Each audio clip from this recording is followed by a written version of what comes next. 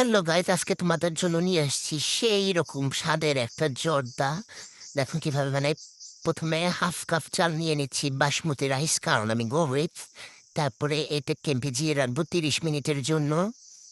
ভিজানো হয়ে গেলে তারপরে জর্দা কালার দিয়ে সুন্দরভাবে 90% মতো সিদ্ধ করে নিব। তারপরে ঘিয়ের মাঝে বাদাম কিশমিশ এগুলো ভালোভাবে ভেজে নিব। ভেজে নেওয়ার পর 4 চামচ পরিমাণ চিনি দিয়ে দিচ্ছি। তারপরে দিয়ে দিব কমলার রস। তারপরে দিয়ে দিচ্ছি কোরানো নারিকেল, ভালোভাবে ঘুটাই মিশাই নিব। ঘুটানাটা করে দিয়ে দিচ্ছি জর্দা রাইসটা। ওখানে তারপর এটাকে ভালোভাবে ঘুটাই মিশিয়ে নিয়ে দিয়ে দিচ্ছি কুচি করা নারিকেল। তারপরে পানিটা টেনে না পর্যন্ত ঘুটাইতে হবে। দেখো আবার আস্তে ঘুটায়ও ভেঙে যায় না জানি কমপ্লিট। কি যে স্বাদ, না খেলে তো বুঝবাই না। তাড়াতাড়ি বানায় খাই এলো, আমিও খেয়ে ফেলি। আমি আর দাঁড়ায় থাকতে পারি না। বাই।